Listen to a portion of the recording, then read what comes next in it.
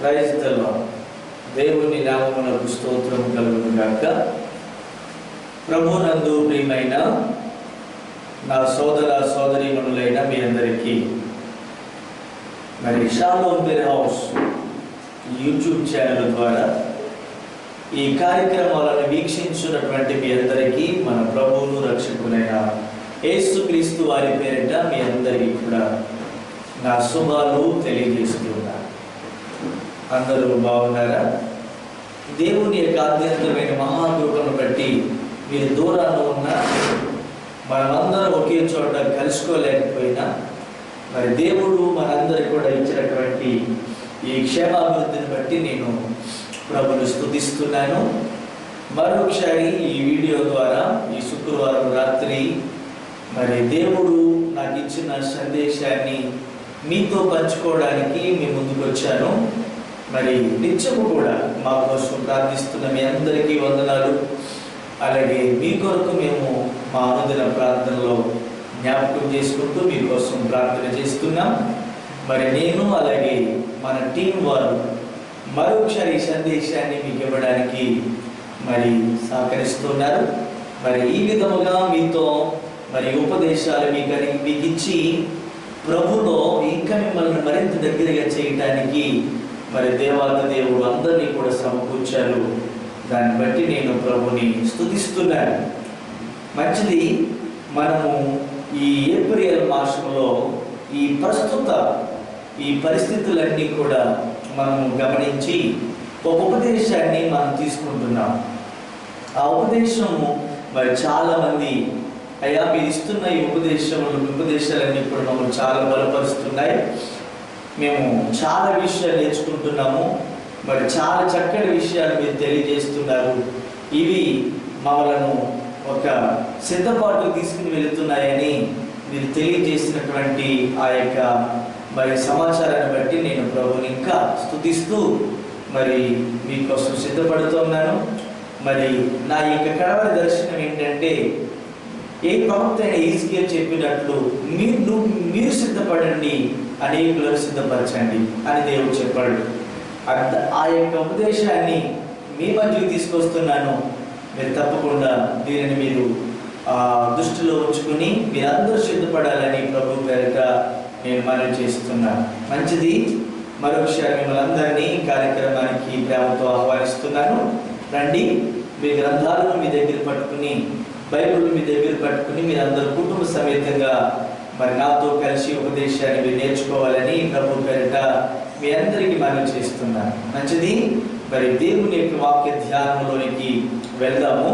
ప్రభువు మాట్లాడనున్న ఈ సత్యాలను మనమందరం కూడా గమనించాలి, గ్రహించాలని మరి ఒక 30 నిమిషాలు మీతో ఈ వర్తమానం పంచుకోవడానికి సిద్ధంగా ఉన్నాను. మనమందరం కూడా ధ్యానం చేద్దాం. మంచిది.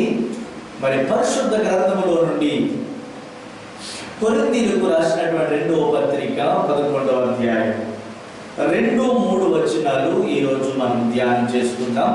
కొరింథీయులకు రాసినటువంటి 2వ పత్రిక 11వ అధ్యాయం 2-3 వచనాలు ఈరోజు మనం ధ్యానం చేసుకుందాం. ఇది పార్ట్ 3, 2వ రాకడ సిద్ధపాటులో ఇది పార్ట్ 3 అయి ఉన్నది. 3వ భాగాన్ని నేను మీకు తెలియజేస్తున్నాను. ఇప్పటికే నేను 2 భాగాలు మీకు తెలియజేశాను. ఇది 3వ వర్తమానముగా నేను మీకు అందిస్తున్నాను. 2వ రాకడ సిద్ధపాటులో ఇది 3వ మరి అంశంగా మీ మధ్య తీసుకొచ్చాను. మరి తప్పకుండా దీని నుండి మనం కొన్ని పాఠాలు నేర్చుకుందాం. ప్రియులారా, మరి ఇక్కడ సంఘముగా, ఆయన శరీరమైనటువంటి సంఘముగా మనం ఎలా సిద్ధపడాలి? ప్రభువు రాకడ వచ్చినప్పుడు ఆయన రాకడలో ఎత్తబడటకు మనము ఎలా సిద్ధపడాలి, ఏ విధంగా సిద్ధపడాలి అనే ఒక అంశంతో నేను మీ మధ్యకు వచ్చాను. ప్రియమైనటువంటి దేవుని యొక్క బిడ్డలారా, మరి ఇక్కడ మనం గమనించినట్లయితే మనము చాలా విషయాలు ఇక్కడ మనం లోతుగా మనం తెలుసుకోబోతూ ఉన్నాము. మీరందరూ కూడా మీ గ్రంథాలను జాగ్రత్తగా మీ ముందుంచుకోండి. ప్రభు మనకి తెలియజేసేటువంటి విషయాలు మనము ధ్యానం చేద్దాం. రైట్. ప్రియమైనటువంటి దేవుని యొక్క బిడ్డలారా, మరి ఎత్తబడాలి అనుకునే సంఘము, సిద్ధపడాలి అనుకునేటువంటి ప్రతి ఒక్కరు కూడా మరి వధువ సంఘములో ఉండాలి. అంటే మనము ఎత్తబడే సంఘములో ఉండాలి. ఎందుకంటే ఈ భూమి మీద చాలా సంఘాలు మనం చూస్తున్నాం, చాలా సంఘాలు మనకు కనబడుతున్నాయి. మరి అందులో కొన్ని నామకార్థపు సంఘాలు ఉన్నాయి, కొన్ని ఎత్తబడేటువంటి సంఘాలు ఉన్నాయి. మీకు తెలుసో తెలీదో అక్టోబర్ 28వ తారీఖు మనము రెండవ రాకడను జ్ఞాపకం చేసుకునే రోజుగా మనము సెలబ్రేట్ చేసుకుంటూ ఉంటాం. డిసెంబరు 25వ తారీఖు ఎలాగైతే ప్రపంచంలో ఉన్న క్రైస్తవులందరూ కూడా డిసెంబర్ మాసం అంటే యేసుక్రీస్తు జన్మదినమును జ్ఞాపకం చేసుకుంటారో, అలాగా అక్టోబర్ 28వ తారీఖు యొక్క ప్రాముఖ్యత ఏంటంటే రెండవ రాకడను జ్ఞాపకం చేసుకునేటువంటి దినం అన్నమాట. ప్రియమైనటువంటి దేవునికి బిడ్డలారా, మరి మనము చాలా విషయాలు ఈ ప్రపంచంలో విన్నాం, వార్తలు వింటున్నాం, చాలా రకాలైనటువంటి మరి అభిప్రాయాలు మనం వింటున్నాం. ఏంటంటే 2000 సంవత్సరం అంటే ఇంకా యుగాంతం వచ్చేసింది, 2000 సంవత్సరం అంటే ఇంకా ఈ భూమి అంతమైపోయే పరిస్థితి వచ్చేసింది, ఇంకా ఇది యుగాంతం అని 2000 సంవత్సరం ప్రారంభం అయిన నాటి నుండి కూడా మనం ఈ వార్తలు వింటూ ఉన్నాం. అయితే 2000 వచ్చినప్పటికీ ఈ వార్తలు మనము చాలా చోట్ల ప్రపంచం అంతా విన్నాము. మళ్ళా 2012 వచ్చినప్పటికీ మరొక వార్త విన్నాం. ఏంటి వార్త అంటే ఇది యుగాంతము, 2012తో ఇంక ఈ ప్రపంచం అంతా అంతరించిపోతా ఉంది, 2012 యుగాంతము అని మళ్ళీ ఆ వార్త విన్నాం. ప్రియమైనటువంటి దేవుని యొక్క బిడ్డలారా, మరి అలాగే అక్టోబర్ 30-31వ తారీఖు, అక్టోబర్ 30-31వ తారీఖున మత ఉద్ధరణ దినము అంటారు. మత ఉద్ధరణ దినము, మత ఉద్ధరణ పండుగ అంటారు. అక్టోబర్ 30వ తారీఖు 31వ తారీఖు జ్ఞాపకం ఉంచుకున్నారు కాదు. ఎందుకు అంటే అంతకుముందు ప్రపంచ క్రైస్తవ్యం అంతా కూడా అంటే మరి మొదటి 3 సంవత్సరాలు కూడా, క్రీస్తు శకము మొదటి 3 సంవత్సరాలు కూడా ప్రపంచము అలాగే సంఘము, ప్రపంచంలో ఉన్న సంఘం అంతా కూడా చాలా బాగుంది, చాలా బాగుంది. అయితే సుమారుగా 1500 సంవత్సరాలు మరి సంఘము చీకట్లో ఉండిపోయింది. 1500 సంవత్సరాలు సంఘం చీకట్లో ఉండిపోయింది. అయితే మరి మొదటి క్రీస్తు శకం మొదటి శతాబ్దంలో మొదటి 3 సంవత్సరాలు కూడా మరి దీనిని, ఈ సంఘాన్ని మరి రోమన్ కేథలిక్ వారు దీన్ని స్వాధీనపరుచుకున్నారు.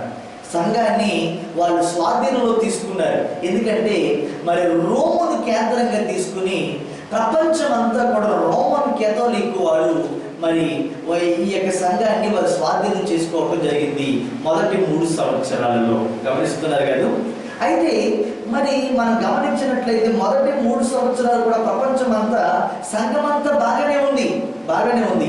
అయితే ఆ తర్వాత కాలంలో మరి ఈ సంఘాన్ని రోమన్ కేథలిక్ వాళ్ళు స్వాధీనపరచుకోవడం అనేటువంటిది జరిగింది. అందుకని నేను ఎందుకు చెప్తున్నానంటే 1500 సంవత్సరాలు క్రైస్తవ సంఘం అంతా కూడా మరొక చీకట్లో ఉండిపోయింది అని మనం చెప్పవచ్చు. ఎందుకంటే సంఘాన్ని, క్రైస్తవ్యాన్ని ఈ రోమన్ కేథలిక్ వాళ్ళు ఏం చేశారంటే రాజకీయం చేశారు, సంఘాన్ని రాజకీయంలో నడిపించేశారనమాట.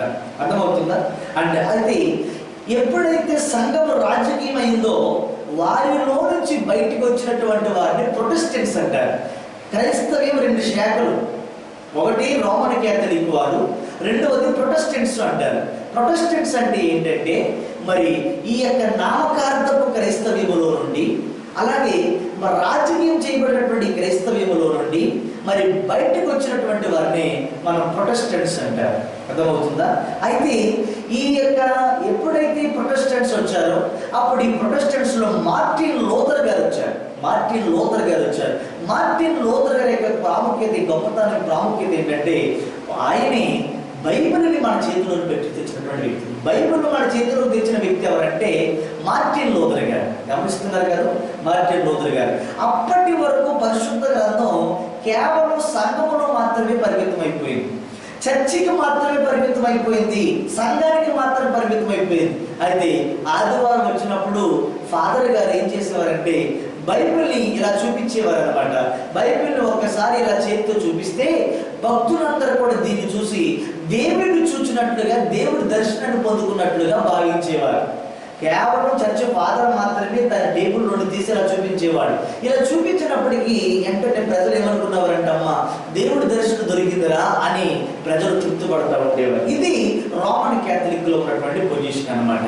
అయితే దానిని మార్టిన్ లూథర్ గారు ఏం చేశారంటే, ఈ రోజున మనందరి చేతుల్లోనికి ఆయన బైబిల్ తెచ్చారు. అయితే ఒక మాట మనం గమనించవచ్చు, ప్రియమైన దేవుని బిడ్డలారా, మరి సంఘము చీకట్లో చిందులేసింది అని చెప్పవచ్చు. అప్పటి వరకు కూడా సంఘము చీకట్లో చిందులేసింది. అంటే నామకార్థం అనేది అంటుకుని పోయింది. అయితే బైబిల్ ఎప్పుడైతే అందుబాటులోకి తెచ్చి మనది వచ్చిందో, అప్పుడు బైబిల్ మనకి కొన్ని పాఠాలు నేర్పించింది, కొన్ని క్రమాలు నేర్పించింది, సంఘములో ఒక ఉద్ధరణ తీసుకొచ్చింది. దాన్ని సంఘ ఉద్ధరణ అంటారు. సంఘములో ఒక ఉద్ధరణ రావడం అనేటువంటి జరిగింది. అయితే ఎలాంటి నామకార్థపు సంఘాలు ఉన్నాయి ఈ భూమి మీద. అందుకని ఎత్తబడాలనుకునేటువంటి వారు, ఎత్తబడే సంఘంలో ఉంటారు. ఏది పడితే అది, ఎక్కడ పడితే అక్కడ, ఎలా పడితే అలా, ఏ సంఘం పడితే ఆ సంఘంలో మరి ఉండిపోతే నీవు రెండవ రాకడలో ఎత్తబడలేవు అని చెప్పడం కోసం నేను ఈ బ్యాక్గ్రౌండ్ అంతా మీకు చెప్తున్నాను. ఎందుకంటే చాలా మంది ఏమనుకుంటున్నారంటే, మేము ఎత్తబడిపోతాం, మా సంఘం ఎత్తబడుతుందంటే మా సంఘం ఎత్తబడుతుందని ఎవరికి వాళ్ళే మరి ఒక నామకార్థం అభిప్రాయంలో ఉన్నారు. మీకు తెలిసిన విషయం ఏంటో తెలుసా? ఏ సంఘం పడితే ఆ సంఘం ఎత్తబడదు. ఎత్తబడే సంఘములో నీవు ఉండాలి, సిద్ధపడేవాడిగా నీవు ఉండాలి. గమనించాలి. దేవుని నామానికి స్తోత్రం కలుగును గాక. అయితే వధువు సంఘములో నీవు ఉండాలి, ఎత్తబడే సంఘములో నీవు ఉండాలి. అర్థమవుతుందా? ఆ కొత్త భూమి, ఆ కొత్త ఆకాశాన్ని నువ్వు చూడాలనుకుంటే నువ్వు తప్పకుండా ఎత్తబడే సంఘములో నీవు ఉండాలి. అయితే మరి ఈ ఎత్తబడే సంఘానికి, ఎత్తబడే సంఘము, ఇది ఎత్తబడే సంఘం అని ఎలా గుర్తించాలి మాస్టర్ గారు, బోధకుడా? అయ్యా, ఈ ఎత్తబడే సంఘం అని మేము ఎలా గుర్తించాలి? ఎత్తబడే సంఘానికి ఏమైనా అర్హతలు ఉంటాయంటారా? ఎత్తబడే సంఘానికి ఏమైనా గుణాలు ఉంటాయంటారా? మేము సిద్ధపడాలి, రెండవ రాకడకు సిద్ధపడమంటున్నారు. మరి సిద్ధపడేటువంటి సంఘము ఎలా ఉండాలి అని మీరు అడిగినట్లయితే ఇక్కడ గమనించాలి. మీరు ఎత్తబడే సంఘములో ఉండాలి అంటే, రెండవ రాకడలో మీరు ఎత్తబడాలంటే మీరు తప్పకుండా 7 అంశాలను మీరు తెలుసుకోవాలి. 7 అంశాలను మీరు తప్పకుండా తెలుసుకోవాలి. ఇప్పుడు నేను చదవబోతున్నటువంటి ఈ వాక్యములో మీకు 7 అంశాలు కనబడతాయి. నేను 2 వచనాలు మీకు చూపిస్తాను. కొరింథీయులకు రాసిన 2వ పత్రిక, అపోస్తలుడైన పౌలు గారు రాశారు ఇది. ఈ పత్రికలో 11వ అధ్యాయము 2-3 వచనాలు మనం చదివితే, ఈ 2-3 వచనాల్లో మనకి 7 విషయాలు మనకు అర్థమవుతున్నాయి. ఏంటంటే, రెండవ రాకడలో ఎత్తబడాలనుకున్నటువంటి వారు సిద్ధపడవలసిన విషయాలు. గమనిస్తున్నారా? రెండవ రాకడలో ఎత్తబడాలనుకున్నటువంటి వారు సిద్ధపడవలసినటువంటి విషయాలు ఇక్కడ మనకి 7 విషయాలు మనకు కనబడుతున్నాయి. ఆ 7 విషయాలు మీకు నేను ఈ వచనాల ఆధారంగా మీకు తెలియజేయాలని నేను విజ్ఞాపనం చేస్తున్నాను. మనం ఇప్పుడు దేని గురించి నేర్చుకుంటున్నాం? రెండవ రాకడ. అంటే మొదటి రాకడ ఉంది కదా. తండ్రి అయినటువంటి దేవుడు ఈ లోకానికి మొట్టమొదటి అడుగు పెట్టిన రాకడ ఏమంటారు? మొదటి రాకడ అంటారు. మరి యేసయ్య రెండవసారి రాబోతున్న రాకడ ఏమంటారు? రెండవ రాకడ అంటారు. మరి మొదటి రాకడలో ఏం జరిగింది? తన్ను తాను రక్షకుడిగా ప్రూవ్ చేసుకున్నాడు. గమనిస్తున్నారా? యేసు ప్రభువు. ఆయన పేరేంటి చెప్పండి? యేసు ప్రభు. యేసు అంటే ఎవరు? రక్షకుడు. మొదటి రాకడలో యేసుగా వచ్చాడు. మరి రెండవ రాకడలో ఏం చేయబోతున్నాడు? ప్రభువుగా రాబోతున్నాడు. అది ఇక్కడ మర్మం గమనించాలి.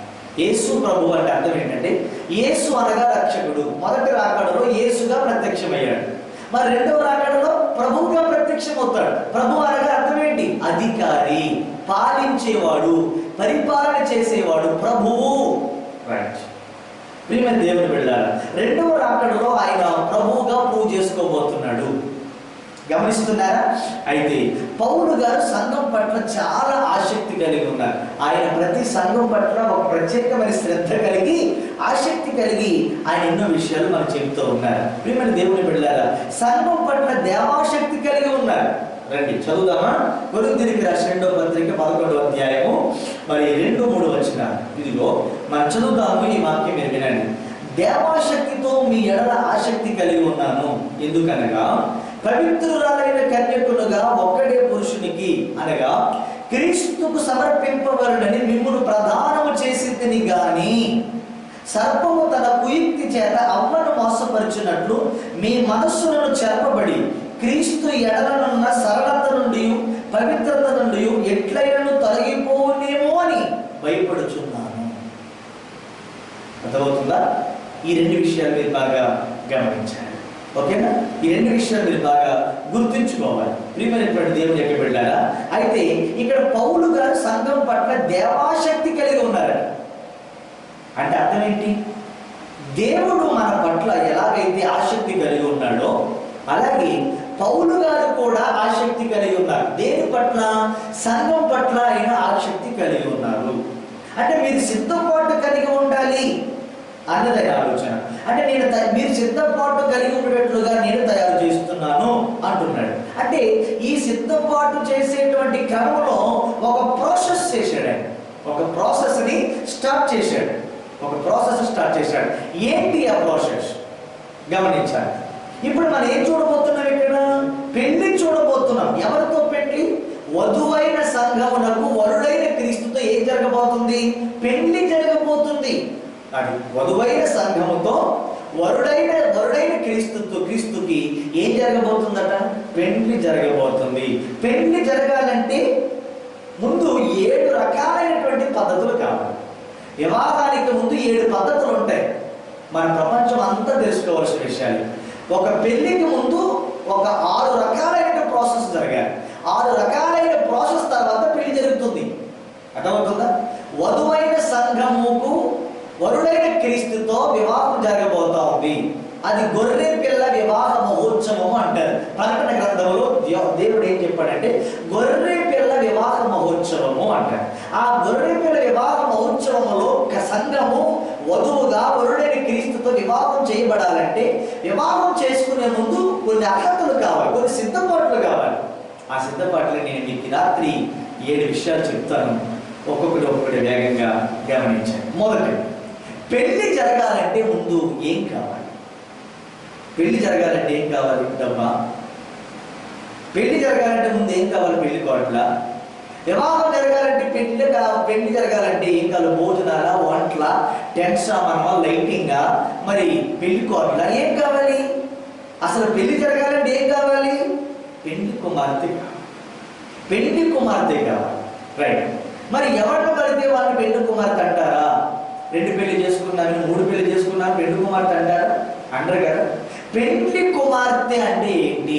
పెళ్లి కుమార్తె అనగా కన్యక. పెళ్లి కుమార్తె అంటే కన్యక. పెళ్లి జరగాలంటే ముందు కన్యక కావాలి. పవిత్రురాలైన కన్యక కావాలి. కన్యక స్టేజ్ కావాలి. పవిత్రురాలైన కన్యకగా నేను తయారు చేస్తున్నాను అంటున్నాడు. ఏమన్నాడు అక్కడ 2వ వచనంలో? దేవాశక్తితో మీ ఎడల ఆసక్తి కలిగి ఉన్నాను. ఎందుకనగా పవిత్రురాలైన కన్యకలుగా నేనేం చేస్తున్నాను? మిమ్మల్ని తయారు చేస్తున్నాను. ఈ ఉపదేశాలతో సంఘాలను నేను ఏం చేస్తున్నాను? మిమ్మల్ని కన్యకగా సిద్ధపరుస్తున్నాను, తయారు చేస్తున్నాను. రైట్. సంఘము పవిత్రురాలైనటువంటి కన్యకగా తయారు చేయబడాలి. రైట్. అసలు కన్యక అంటే ఏంటి? కన్యక అనగా ఏమిటి? బైబిల్ ప్రకారంగా కన్యక అంటే కన్యత్వం ఎప్పుడు వస్తుంది? మనకి సంఘానికి కన్యత్వం ఎప్పుడు వస్తుంది? రైట్. రక్షణ పొందుట వలన సంఘము కన్యత్వము కలిగి ఉంటుంది. అర్థమవుతుందా? బాప్తిస్మము ద్వారా మనందరిలోనికి జన్మ కర్మ పాపములు పోయి మనందరిలోనికి క్రీస్తు యొక్క నీతి ఆపాదించబడుతుంది. బాప్తిస్మము ద్వారా క్రీస్తు యొక్క నీతి మనకు ఆపాదించబడుతుంది. గమనిస్తున్నారు కదా? రైట్. సంఘము పవిత్రురాలైన కన్యకగా తయారు చేయబడాలి. పెళ్లి జరగాలంటే మొదటి సిద్ధపాటు ఏంటంటే సంఘము పవిత్రురాలైన కన్యకగా సిద్ధపడాలి. ఆ సిద్ధపాటు మొదటి స్టేజ్ ఏంటి? రక్షణ పొందుకోవాలి. రక్షింపబడినటువంటి వారు కన్యత్వాన్ని పొందుకుంటారు. రైట్. కన్యక అంటే లోపము లేనిది, పాపము లేనిది, వివాహాలు చేసుకున్నది, పవిత్రతలో కాపాడుకున్నదాన్ని కన్యక అంటారు. దేవుని నామమునకు స్తోత్రం చెప్పండి. హల్లెలూయా. ప్రియమైనటువంటి దేవుని యొక్క బిడ్డలారా, అయితే ఇక్కడ మనం గమనించినట్లయితే లోకము నుండి ఒక కన్యకను తయారు చేస్తున్నాను అంటున్నాడు పౌలు గారు. ఎస్, ప్రతి దైవ సేవకుడి పని, సంఘం యొక్క పని ఏంటంటే లోకంలో ఉన్న కన్యకను తయారు చేయాలి. లోకంలో ఉన్న సంఘము ప్రత్యేకించబడుతుంది. లోకంలో ఉన్న సంఘం ఏమవుతుందంటే ప్రత్యేకించబడుతుంది. అలా ప్రత్యేకింపబడటాన్ని ఏమంటారు? కన్యత్వము అంటారు. పవిత్రపరచబడుతుంది. పెళ్లి కొరకు కన్యక కావాలి. అర్థమవుతుందా? సంఘము పవిత్రురాలైన కన్యకగా మారాలి. సంఘము పవిత్రురాలైన కన్యకగా మారాలి. తమ్ముళ్ళు, చెల్లులు, అన్నలారా, తరులారా, గమనిస్తున్నారు కదా? ఓకే. ఇంకా వీరి లోకములో ఉండి తినుచు త్రాగుచు నా కళ్ళు నా ఇష్టం, నా చేతులు నా ఇష్టం, నా ఒళ్ళు నా ఇష్టం, నా ప్రాణం నా ఇష్టం, నా బాడీ నా ఇష్టం అనుకుంటూ బ్రతుకుతున్నారేమో. వస్తుంది యేసయ్య రెండవ రాకడ వచ్చేస్తుంది, సమీపంగా ఉంది. మరి ఆ రెండవ రాకడలో ఎత్తబడే సంఘంలో నీవు ఉండాలంటే నువ్వేమై ఉండాలి? కన్యకై ఉండాలి. 2 పెళ్ళిళ్ళు, 3 పెళ్ళిళ్ళు, 4 పెళ్ళిళ్ళు అయిన వాడిని ఎవడు పెళ్లి చేసుకోడు. అలా పెళ్లి చేయడానికి కన్యత్వం అంటారా? లేదు కదా. అంటే కన్యకగా నువ్వు మారాలి. కన్యకగా మారడం అంటే ఏంటంటే నీ జన్మ కర్మ పాపములు తొలగిపోయి నీలో నీతి ఆపాదించబడేది ఎప్పుడు? నీవు నీ యొక్క పాపములను వదిలిపెట్టి రక్షింపబడినప్పుడు. ఎవరైతే రక్షింపబడి బాప్తిస్మం పొందుకుంటారో నువ్వు పొందిన బాప్తిస్మం ద్వారా నీలో ఏమొస్తుంది తెలుసా? కన్యత్వం వస్తుంది. రైట్? నీలో పవిత్రత వస్తుంది, నీలో కన్యత్వం వస్తుంది. ఆ కన్యత్వము కావాలి ఎత్తబడి సంఘములో నీవు ఉండాలంటే. రైట్? రెండవ లక్ష్యం. రెండవ సిద్ధపాటు ఏంటంటే ఏముంది అక్కడ? ఏమన్నాడు? ఒక్కడే పురుషునికి ప్రధానము చేయబడ్డామని. ఎత్తబడే సంఘంలో ఉండాలనుకున్న నీవు ఒక్కడే పురుషునికి ప్రధానం చేయబడాలి. అంతేగాని 3-4 కాదు. 3-4 ప్రధానం చేయబడినటువంటి దాన్ని ఎవరు పెళ్లి చేసుకోరు. యేసుక్రీస్తు మనకు పురుషుడు. ఆయన్ని మాత్రమే మనం ఎందుకు ఆరాధిస్తున్నాం? ఎందుకంటే ఆయన్ని మాత్రమే మనం ఎందుకు ఆరాధించాలి? Engagement by Jesus Christ. మన యొక్క ప్రధానం ఎవరితో చేయబడింది? యేసుక్రీస్తుతో మనము ప్రధానం చేయబడి ఉన్నాము. యేసుక్రీస్తుతో మనకు ప్రధానం చేయబడింది. మనం యేసుక్రీస్తులకు చెందిన వారము. అందుకనే ప్రతి ఆదివారం వచ్చి, ప్రతి శుక్రవారం వచ్చి మనం ఎందుకు ఆరాధిస్తున్నాం? ఆయన్నే ఎందుకు ఆరాధిస్తున్నాం? ఆయన్నే ఎందుకు పొగుడుతున్నాం? ఆయన్నే ఎందుకు ముద్దు పెట్టుకుంటున్నాం? ఆయన్నే ఎందుకు ప్రేమిస్తున్నాం? ఆయన ఆజ్ఞలు ఎందుకు పాటిస్తున్నాం? ఆయన్ని ఎందుకు స్తుతిస్తున్నాం? ఎందుకంటే మనకు ఆయనతో ఎంగేజ్మెంట్ చేయబడింది. అర్థమవుతుందా? ఎంగేజ్మెంట్ చేయబడింది. ఎంగేజ్మెంట్ చేయబడిన తర్వాత ఇక మనం ఏం చేయాలి? ఆ వరుడు కోసం, ఆ పురుషుడి కోసం మనం ఏం చేయాలి? ఎదురు చూడాలి. ఎప్పటి వరకు? వివాహం అయ్యేటంత వరకు.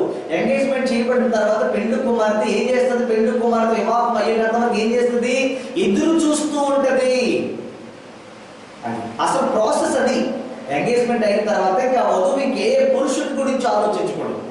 పరాయి పురుషుడి గురించి ఆలోచనలు కానీ, పరాయి పురుషుడు తలంపులు కానీ, పరాయి పురుషుడు మనసు కానీ, తలంపులు కానీ ఆందోళనకి రావడానికి వీలు లేదు. ఎందుకంటే నీవు ప్రధానము చేయబడ్డావు. కానీ ఇప్పుడు పరిస్థితులు అలా లేవు కదా, ఇప్పుడు రోజులు అలా లేవు కదా.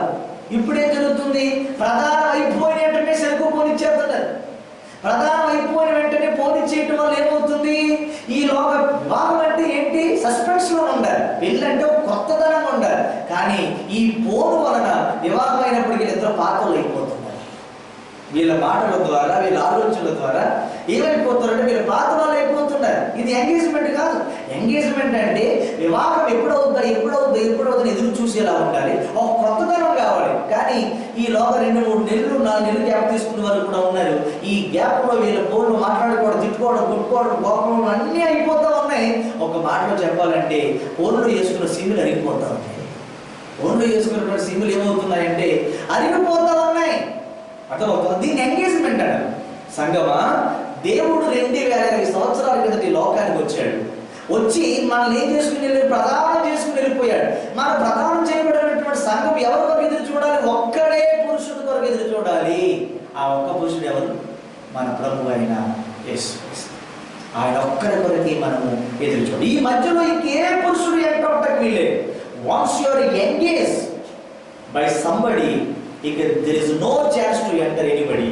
ఇంకెవ్వరు కూడా అందులో ఎంటర్ అవ్వడానికి వీలు లేదు అన్న విషయాన్ని మీకు జ్ఞాపకం చేస్తుంది. రైట్? మొదటిది ఏంటి? నీవు కన్యకగా మారాలి. రెండవది ఏంటి? నువ్వు ప్రధానం చేయబడిన వాడిగా ఉండాలి. ఎవరితో? క్రీస్తుతో ప్రదానం చేయబడిన వాడిగా నీవు ఉండాలి. మూడవది, క్రీస్తుతో ఒక్కడే పురుషుడికి నువ్వు చెందిన వాడిగా ఉండాలి. రెండవది. మూడవది ఏంటంటే ప్రదానము చేయబడ్డాము. అర్థమవుతుందా? మనం ఆరాధించుచుండగా మరి మనం ప్రదానం చేసింది ఎవరు? మనం ఎవరు ప్రదానం చేశారు? యేసుక్రీస్తు ప్రభుల వారు ఈ లోకాన్ని మరి ఆయన శిలువ కార్యాన్ని ముగించుకుని వెళ్ళిపోయిన తర్వాత ఈ భూలోకానికి ఎవరిని పంపించాడు? ఆయన పరిశుద్ధాత్మని పంపించాలని బైబిల్ చెప్తుంది. ఆయన వెళ్ళి పరిశుద్ధాత్మను పంపించాడు. ఎందుకు? పరిశుద్ధాత్ముడు యొక్క పని ఏంటి? ప్రదానం చేయటం ఆయన పని. ఎందుకు వచ్చాడు పరిశుద్ధాత్ముడు?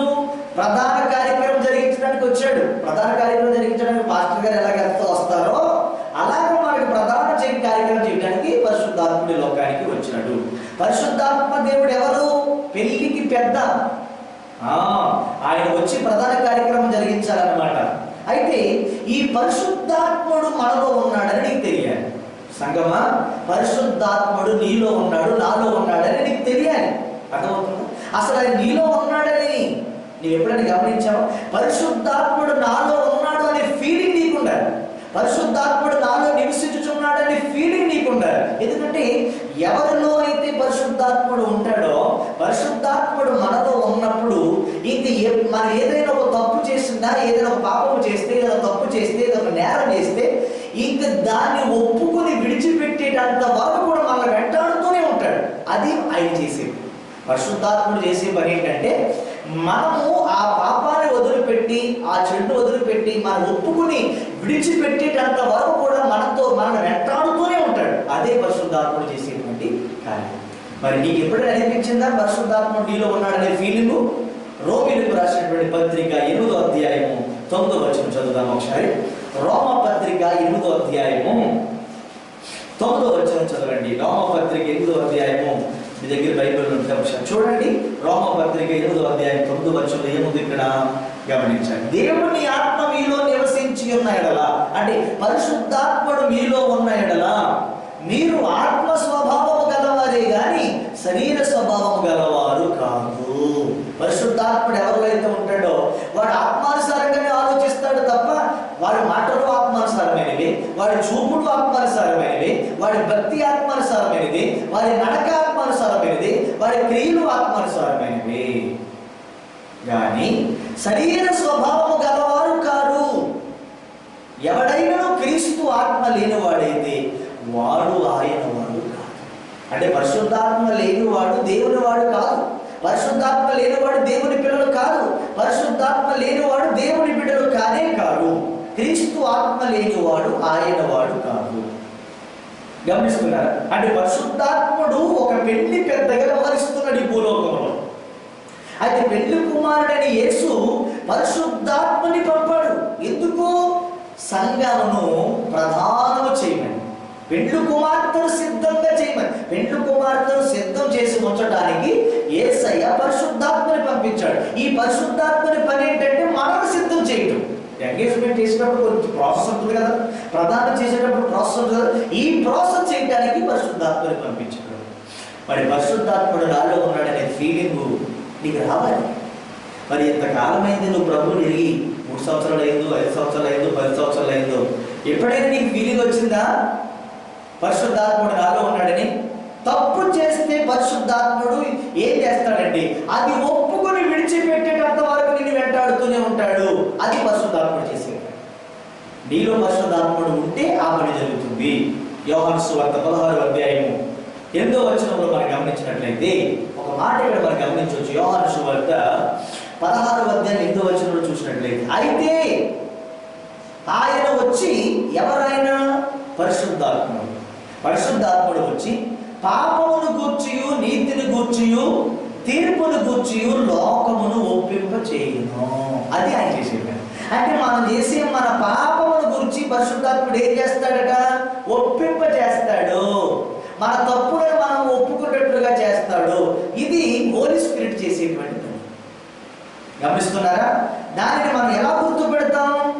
పరిశుద్ధాత్ముడు నీలో ఉన్నాడు, నాలో ఉన్నాడు ఎలా గుర్తుపడతాం? పరిశుద్ధాత్ముడు ఉంటే మందిరం తెలుగు క్యాగ్ వేసుకోడు, క్యాగ్ బబ్బులు వేసుకోరు. పరిశుద్ధాత్ముడు ఉన్నవాడు తన పాపాన్ని వెంటనే ఒప్పుకుంటాడు అన్నమాట. అది హోలీ స్పిరిట్ చేసేటువంటి ఓకేనా? ఎన్ని విషయాలు చెప్పుకున్నాం? 3. 1, నువ్వు కన్యకగా మారాలి. 2వది, నువ్వు ఒక్కడే పురుషుడికి చెందిన వాడిగా ఉండాలి.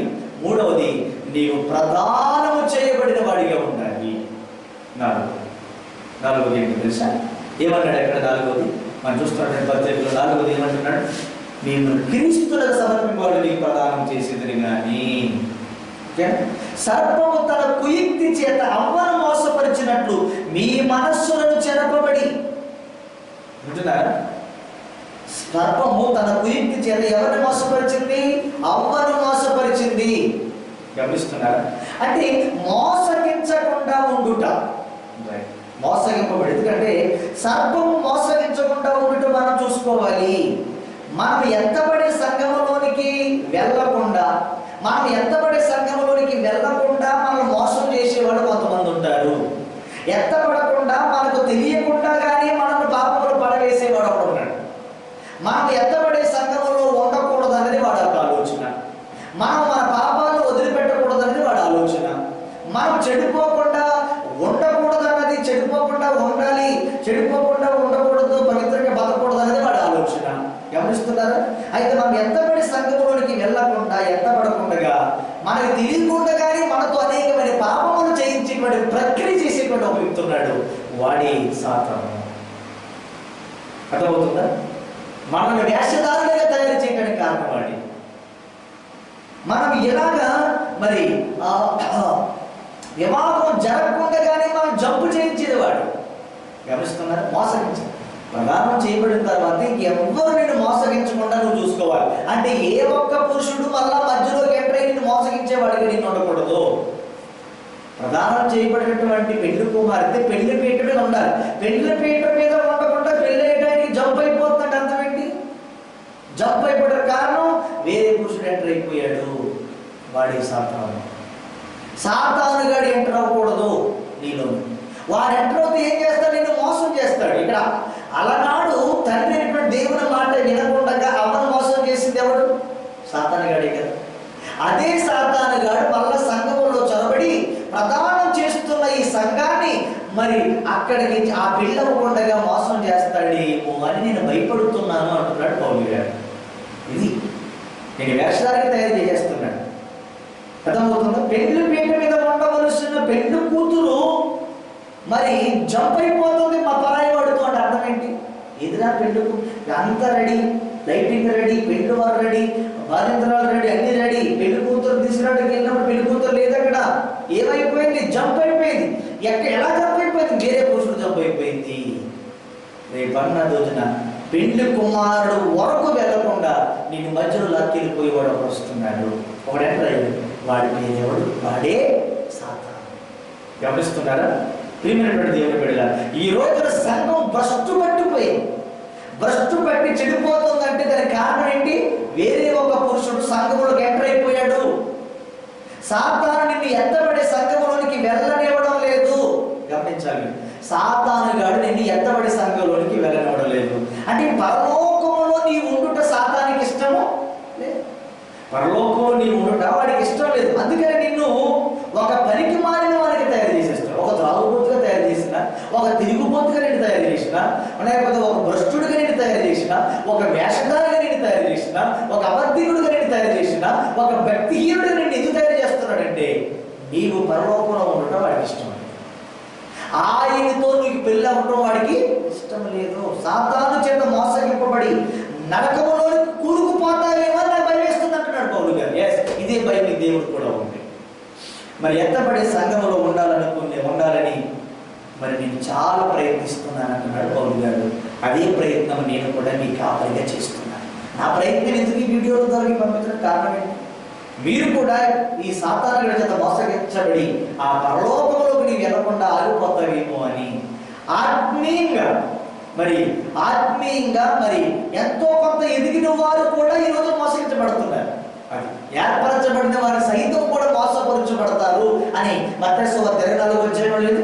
నా రాకడ సమీపంలో ఏర్పరచబడిన వారి సైతం కూడా మోసపడిపోతారు. అబ్బా, వాట్ ఏ వండర్ఫుల్ మెసేజ్. మత్తయి సువార్త 24 మనం గమనించినట్లయితే ఇక్కడ మాట చూడండి, ఎంత అద్భుతమైనటువంటి మాట. ఇక్కడ మనం గమనించగలచ్చు. మోసం గురించి ఇక్కడ మరి మత్తయి సువార్తలో మనం గమనించగలము. చూడండి 24 చూడండి. అబద్ధపు క్రీస్తులను, అబద్ధపు ప్రవక్తలను వచ్చి, అబద్ధపు క్రీస్తులు ఎవరు? సాతాను గడి ప్రతినిధులు. అబద్ధపు ప్రవక్తలు ఎవరు? సాతాను గడి ప్రతినిధులు. ఈ రోజున ప్రపంచమంతా భ్రష్టు పెట్టిపోయి దేవుడు ఇంతమంది మనం ప్రార్థిస్తున్నా కూడా దేవుడు కూడా ఏమాత్రం కూడా కనికరించకుండా ప్రపంచ దేశాలు ఇలా సర్వనాశనం చేశాడు. కారణం ఏంటో తెలుసా? మీకు తెలుసా ఎందుకు ఇలా జరుగుతుందో తెలుసా? ఎందుకు ఈ విధంగా జరుగుతుందో తెలుసా? కారణం ఏంటంటే దేవుడు కూడా అజితేంద్రియం వచ్చేసింది. అజితేంద్రియం అంటే అసహించుకోవడం. ఎందుకు వచ్చేసింది? చాలు, ఇంకా మీ భక్తి నాకు చాలు, మీ ప్రార్థన నాకు చాలు, మీ పాటలో పోతాను, మీ ప్రార్థన పోతాను, మీ భక్తి పోతాను. అబ్బా, నన్ను వాడుకుని మీరు ఇష్టం బతికేదా? ఇంత మోసాన్ని నేను చూడలేకపోతున్నాను. చాలు లేదండి, మీ పాటలు చాలు, మీ ఆరాధన చాలు, మీ ప్రార్థన చాలు అన్నట్టుగా ఉంటుంది. మీకు అనిపించట్లేదు? ఎందుకంటే అబద్ధపు ప్రవక్తలు, అబద్ధపు బాధ, రక్షణ, మారు మనసు, తీర్పు గురించి బోధించవలసిన సంఘాల్లో ఈ రోజు రెండే మాటలు, రెండే బోధలు. అయితే ఆశీర్వాదం అయి ఉండాలి, లేదు స్వస్థ ఉండాలి. ప్రజలకు ఇంపైన మాటగా ఉంది కదా ఇది. దేవుడు నిన్ను దీవించబోతున్నాడు, నేను గొప్ప, నేను లక్షాధికారి చేసేపోతున్నాను, నేను కోట్లు చేసేపోతున్నాడు, నీకు ఏదో వచ్చేద్దా. బాబా, ఎంత అద్భుతమైన ప్రసంగం ఇది. ఖండించి బోధకుడి దగ్గరికి ఒక వ్యక్తి వెళ్ళడే, ఖండిస్తున్న బోధకుడిని కానీ, తప్పుదిద్దున్న బోధకుడిని కానీ, నువ్వు పాపివి, నువ్వు దుర్మార్గం పని చేస్తావు, నువ్వు దుష్టుడిగా ఉన్నావు, నీ బతికిది, నీ పరిస్థితి అని ఇలా బోధిస్తూ ఉంటే అక్కడేమో జనసమూహం తక్కువ. ఇదిగో నేను ఎలా చేస్తున్నాడు దేవుడు, నేను ఎలా చేస్తున్నాడు దేవుడు, నేను కోట్లు చేసావు, నేను ఒకటి చేసేపోతున్నాడు, నీ రోగాలు పోతాను, నీకు అద్భుతాలు జరిగిపోతున్నాయి, ఇదిగో నీ చేతులు అంటుకుపోతాను, నీ ఖర్చులు డబ్బు వచ్చేస్తుంది, ఇదిగో నేను ప్రార్థన చేస్తాను, ఏటంటుంది. ఇలాంటి వాటికి ఏమో ప్రజలు ఆకర్షించబడుతున్నారు. దీన్ని ఏమంటారు? భ్రష్టు పట్టుకుపోయింది సంఘం ఏమైపోయింది? భ్రష్టు పట్టించేశారు ఈ రోజున బోధకులు. అందుకని దేవుడు ఆయన కోపం విపరీతంగా ప్రచండంగా విస్తరించిపోయింది. అందుకే ఏమన్నాడు తెలుసా? ఏర్పరచబడిన వారిని సహితము, ఏర్పరచబడిన వారిని సైతం మోసపరచుటకై అన్నాడు. అందుకని ఈ అవ్వను మోసం చేసినట్లుగా మరి ఈ సాతాను చేత మీరు మోసగించబడతారేమో అని. వాడు మోసగించినప్పుడు ఏమవుతుంది? వాడు మనం మోసగిస్తే మనకి ఏం నష్టం ఏంటి? మోసగించబడతారు. మోసగించబడితే ఏ నష్టం జరుగుతుంది చూసారా? అత్యంత అంటాడు, క్రీస్తు ఎడలనున్న మీ మనస్సులు చెరపబడతాయి. సాతానుగాడు మోసగించినప్పుడు మనం ఏమవుతాయి? మన మనసు చక్కగా పాడేవాడు పాడటం మానేస్తాడు, చక్కగా ప్రార్థన చేసేవాడు ప్రార్థన చేయడం మానేస్తాడు, చక్కగా మందిరానికి వచ్చేవాడు రావడం మానేస్తాడు, చక్కగా పరిచయం చేసేవాడు చేయడం మానేస్తాడు. ఎందుకు?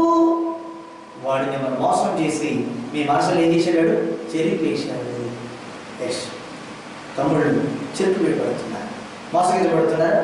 చెరిపివేయబడుతున్నారా? జాగ్రత్త. అయితే ఇక్కడ ఏమవుతుందండి? వాడు మిమ్మల్ని ఎలా మోసం చేస్తాడండి? క్రీస్తు ఎడలనున్న సరళత నుండి, క్రీస్తు ఎడలనున్న సరళత నుండి తప్పిపోవునేమో. సరళత అంటే ఏంటి? సరళత అంటే గీత. సంఘం యొక్క కర్మలో నుండి నిన్ను తప్పించుట, సంఘం యొక్క పద్ధతిలో నుంచి నిన్ను తప్పించుట, సంఘం యొక్క ప్రార్థనా విధానం నుండి తప్పించుట. అందరూ ఒక క్రమంలో, ఒకడు క్రమంలో, అందరూ ఒక పద్ధతిలో, ఒక పద్ధతిలో. దేవుడు సంఘానికి ఒక క్రమము, ఒక పద్ధతి, ఒక విధానం ఇచ్చాడు. అయితే దాని నుండి తప్పిపోకుండా నువ్వు చూసుకోవాలి. దీనిని క్రీస్తు సరళత అంటారు. అంటే గీతలో నుండి మనం ఏమైపోతున్నాము? తప్పిపోతున్నాము. క్రీస్తు గీచిన గీతలో నుండి, ఆ స్పిరిచువల్ డిసిప్లిన్, ఆధ్యాత్మికమైనటువంటి క్రమశిక్షణలో నుండి నువ్వేమైపోతున్నావు? తప్పిపోకుండా నువ్వు చూసుకోవాలి. ఆధ్యాత్మికమైన డిసిప్లిన్ నువ్వు కలిగి ఉండాలి. దేవుని సంఘంలో ఉన్నటువంటి దేవుని పిల్లలు ఆ సంఘం యొక్క క్రమాన్ని, ఆ సంఘం యొక్క పద్ధతిని, ఆ సంఘం యొక్క విధానములను నువ్వు జీవించాలి. దేవుని పద్ధతి మరి వదిలి లోకం పద్ధతిలోకి వెళ్ళిపోతున్నారు. చాలా ఈ రోజు ప్రపంచంలో పరిస్థితి ఏంటంటే దేవుని పద్ధతిని వదిలిపెట్టి లోకం యొక్క పద్ధతిలోకి వెళ్ళిపోతున్నావేమో. జ్ఞాపకం చేసుకో సుమా, నీవు దేవుని పద్ధతిని వదిలి లోకం పద్ధతిలోకి వెళ్ళిపోతున్నావేమో. జాగ్రత్త సుమా. నిన్నెవరు మోసగిస్తున్నారు నాకు తెలియదు, ఎవరు నిన్ను క్రీస్తును సరళతను తప్పిస్తున్నారు నాకు తెలియదు. జాగ్రత్త సుమా. రైట్. ఆరో విషయం ఏంటి తెలుసా? ఏమన్నాడు? పవిత్రత నుండి నువ్వు తొలగిపోవేమో. పవిత్రత నుండి మనం తొలగిపోకూడదు. ఆరవ సిద్ధపాటు ఏంటి? పెళ్లి కాబోతున్నటువంటి సంఘము పవిత్రత నుండి తొలగిపోకూడదు. ఎత్తబడే సంఘంలోనికి వెళ్ళే వరకు కూడా మనం ఏం చేయాలి? ఓ నెల రోజులు, ఒక 6 నెలలు, ఒక 3 నెలలు, లేకపోతే గుడ్డు ఫ్రైడే 40 రోజులు కాపాడుకోవాల పవిత్రత. ఎంత గుడ్డు ఫ్రైడే 40 రోజులు పవిత్రతను కాపాడుకోవడము, గుడ్డు ఫ్రైడే 40 రోజులు పరిశుద్ధతను కాపాడుకోవడం కాదు. ఎత్తబడే సంఘంలోనికి వెళ్ళే వరకు మన పరిశుద్ధతను మనము కాపాడుకోవాలి. ఎత్తబడే సంఘంలోనికి వెళ్ళే వరకు మన పరిశుద్ధతను మనం కాపాడుకోవాలి. గమనిస్తున్నారా? మరి ఎలా ఉంటారు? ఎందుకంటే చాలా మందికి ఇతరుల యొక్క విమర్శ ఎక్కువ. అందుకని అంటాడు కదా, నీ కంటులో దూరం పెట్టుకుని ఎదుటివాడికి అంటున్నాడు చేరితే ఎందుకు అంటాడు ఆయన. ఎందుకు ఈ రోజున క్రైస్తవులు ఎలా ఉన్నారంటే ఈడు కంటులో దూరాలు ఉంటాయి, కానీ ఎదుటి వారి కంటులో మనం మనుషులు ఎదుగుతూ ఉంటాం. ఇతరులను విమర్శించడం మన పని కాదు. ఇతరులు తప్పును చూసి మనం ఎంచుకోవడం మన కాదు.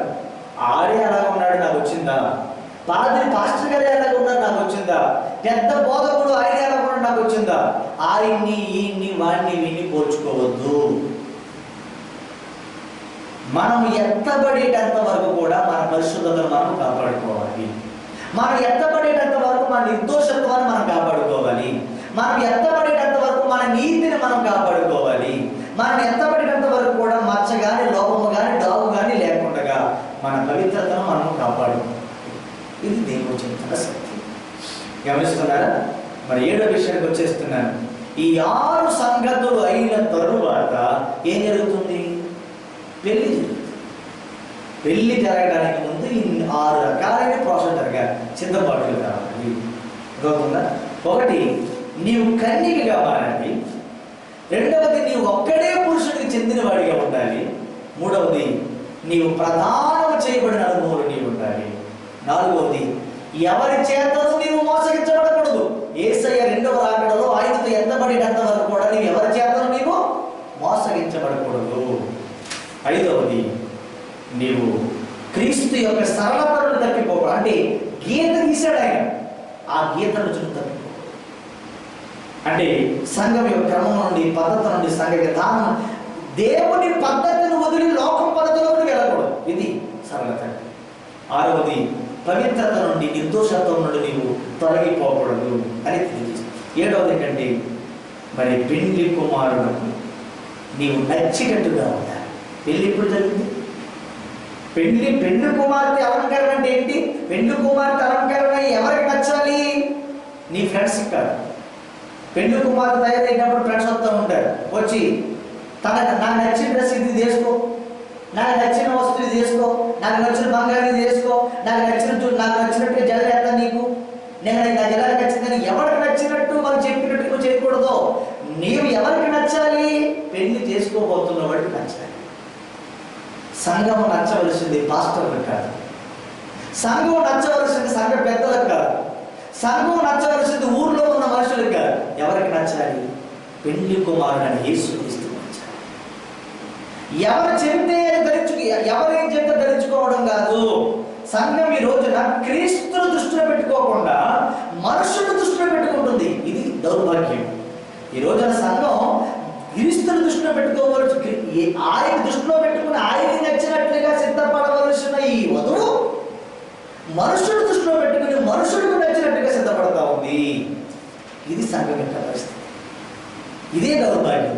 నీవు మనుషుడికి నచ్చినట్లుగా సిద్ధపడటం కాదు, నీవు పెళ్లి చేసుకోబోతున్న పెళ్లి కుమారుడు నచ్చినట్లుగా నువ్వు సిద్ధపడాలి. వాళ్ళు వీళ్ళు చెప్తే వాళ్ళు వీళ్ళు చెప్పింది, ఆ చెప్పిన చెత్త చెదారం ఇవన్నీ ధరించుకోవడం కదా. ఆ చెప్పిన నాకు ఈ పుయ్యలు చెప్పడం, నీ రోజు పూసుకోవడం, ఆ చెప్పిన నాకు పెట్టుకోవడం, ఆ చెప్పిన ఈ పొడుగు రాసుకోవడం కదా. నీ మనస్సు, నీ క్యారెక్టర్ ఆయనకి నచ్చాలి. నీ మనస్సు ఆయనకి నచ్చాలి, నీ క్యారెక్టర్ ఆయనకి నచ్చాలి, నీ భక్తి ఆయనకి నచ్చాలి. నాకు నచ్చితే కాదు, ఆ పాస్టర్ గారికి నచ్చింది నాకు భక్తి, ఇక పరలోకంలో సీట్ ఉంది అనుకున్నాను. పాస్టర్ గారికి నచ్చడం కాదండి, సంఘానికి నచ్చడం కాదండి. ఎవరికి నచ్చాలి? వరుడైనటువంటి క్రీస్తుకు నీవు నచ్చాలి. అందుకే పౌలు గారు అంటారు కదా, ఆయన ఒక సంఘానికి ఒక రకమైనటువంటి రీతిలో పత్రిక రాశారు. అపోస్తలుడైన పౌలు ఎవరంటే తెలుసా? నేను వరుడైన క్రీస్తు నిలబెట్టుట కొరకై నేను వాక్యముతో రుద్దుతున్నాను అంటాడు. సబ్బుతో రుద్దుకుంటే తిరిగి వస్తాం. సబ్బు ఎందుకు రుద్దుకుంటామా? మాలో కంపు, మాలో చెమట, మాలో రంగు పోయి తిరిగి వస్తామని. అలాగే పౌలు గారు అంటారు, నేను మిమ్మల్ని వాక్యముతో రుద్దుతున్నాను. ప్రతి క్రైస్తవుడు కూడా దేవుని వాక్యముతో రుద్దబడాలి, కడగబడాలి, శుద్ధి చేయబడాలి అంటారు. పెండు కుమారుడు వస్తున్నాడు, ఆయన మధ్యాకాశంలో వచ్చి భూ అని బోర ఊతాడు. బోర ఊతిన వెంటనే ఆయన దగ్గరికి వెళ్ళినప్పుడు మనము నచ్చులాగున ఉండాలి. అర్థమవుతుందా? దేవుని నామానికి స్తోత్రం చెప్పండి. ఇంకో విషయం చెప్పనా, మనం ఆయన దగ్గరికి వెళ్ళినప్పుడు మనం నచ్చుతామా? ఆలోచించుకోవాలి. నేను నచ్చుతాను ఆయనకి, నేను నచ్చేలా ఉన్నానా ఆయనకి అని ఆలోచించుకోవాలి. ఆయన నచ్చుతామా? మచ్చ కానీ లోపము కానీ లేని సంఘము కానీ ఉండాలి. పెళ్లి కుమారుడికి ఇష్టమైన పద్ధతిలో మనం ఉండాలి. అంతేగాని నీ ఫ్రెండ్స్కి నచ్చే పద్ధతిలోను, మీ అమ్మా నాన్నకి నచ్చే పద్ధతిలోను, నీ యొక్క లోకానికి నచ్చే పద్ధతిలో నీవు ఉంటే మాత్రం ఆయనకి నచ్చవు. నీవు ఆయనకి నచ్చాలి. పెళ్లి చేసుకోబోతున్న వరుడైనటువంటి క్రీస్తుకి నీవు నచ్చేవాడిగా నీవు ఉండాలి, నచ్చేదానిగా నీవు ఉండాలి. అటువంటి సిద్ధపాటు మీరు కలిగి ఉండాలని ప్రభు గారిని తెలియజేస్తాను. ఇంకా చాలా డీప్గా చెప్పొచ్చు, కానీ కొద్ది నిమిషాల్లో మీకు షార్ట్గా మీకు తెలియజేయాలని నేను ఆశపడి దిస్ ఇస్ ద సిద్ధపాటు. ఇది సిద్ధపాటు. మరి రెండవ రాకడానికి సిద్ధపడే సంఘానికి ఉండవలసిన 7 రకాల సిద్ధపాట్లు మీకు చెప్పాను. ఈ సిద్ధపాట్లన్నీ కూడా మీ వినికిడిలో ఉంచుకొని మీరందరూ కూడా ధ్యానం చేసి ఆమె సిద్ధపడాలని ప్రభు పేరట మీ అందరికీ తెలియజేస్తున్నాను. దేవుడి మాటలు దీవించుగాక. ఆమె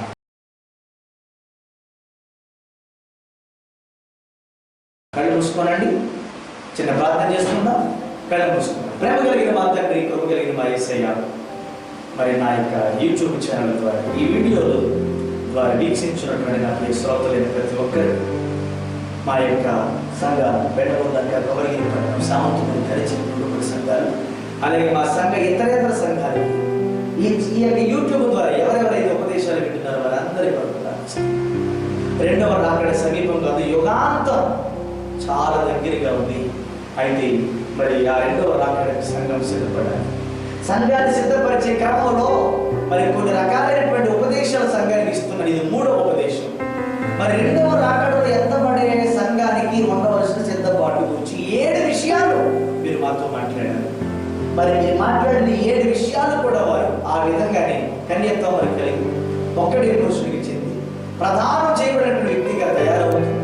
సర్వత్రుడు తప్పిపోకుండా, పవిత్రతను వదిలిపెట్టకుండా, మరి పెళ్లి కుమార్తెగా నీకు నచ్చినట్టుగా సంఘాలు ఉండడానికి సహాయం చేయండి. ఇచ్చిన 5 సంఘాలు ప్రపంచంలో ఉన్న క్రైస్తవ సంఘం అంతా ఒకే శరీరమైనటువంటి సంఘం ప్రభువా, మరి నీ సర్వత్రుడు తప్పిపోకుండా, మోసగాడైనటువంటి అపవాది కుయుక్తి మాటలకు లొంగిపోయి వారి యొక్క పవిత్రతను వదిలిపెట్టుకోకుండా, వారి యొక్క కన్యత్వాన్ని వదిలిపెట్టుకోకుండా, మోసగింపబడకుండా వారి స్థిరంగా నిలిచి మరి నీతో నైనా రెండవ రాకడలో నీవు వచ్చేటప్పుడు నీతో పడి ఎత్తబడి కృప దయచేయమని ప్రార్థన చేస్తాను. ఈ ఉపదేశాన్ని ఈ ప్రజల ఎంతలో తీసుకుని వెళ్ళడానికి నాతో సహకరించినటువంటి ఆయన ఈ టెక్నికల్ ఫీల్డ్ని బట్టి ప్రార్థిస్తున్నాను. టెక్నికల్ సపోర్ట్ ఇస్తున్నటువంటి యవన బిడ్డను బట్టి, ఈ సాలు యూత్ టీంను బట్టి ప్రార్థిస్తున్నాను ప్రభువా. మరి వారిని ఇంకా నుండి జ్ఞానంతో నింపి వారిని బలపరచండి. నాతో పాటుగా వారు ఉండి మరి టెక్నికల్ సపోర్ట్ వారికి అందిస్తున్నారు కాబట్టి ఈ ఉపదేశాన్ని నేను వారికి అందగలుగుతున్నాను. నేను బిడ్డలను ముగ్గురిని మీరు ఆశీర్వదించమని ప్రార్థిస్తున్నాను. ఎంతవరకు చెప్పబడి అందించబడి ఉపదేశాన్ని వారి వినికిడిలో దీవించి నా ప్రియ సంఘాలన్నీ కూడా రెండవ రాకడలో ఎత్తబడినంత వరకు కూడా వారు వారి యొక్క పవిత్రతను కాపాడిన కృప మీరు వారందరికీ దయచేయమని మన ప్రభువు రక్షకుడు యేసుక్రీస్తు వారి పేరిట మా మనవులు అడుగుతున్నాము పరమ తండ్రి. ఆమేన్. Praise the Lord. God bless you. అందరికీ వందనాలు. మరొక వీడియోతో మీతో కలుసుకున్నంత వరకు కూడా ప్రార్థించండి. దేవుడు మిమ్మల్ని అందరినీ దీవించును గాక. ఆమేన్. God bless you.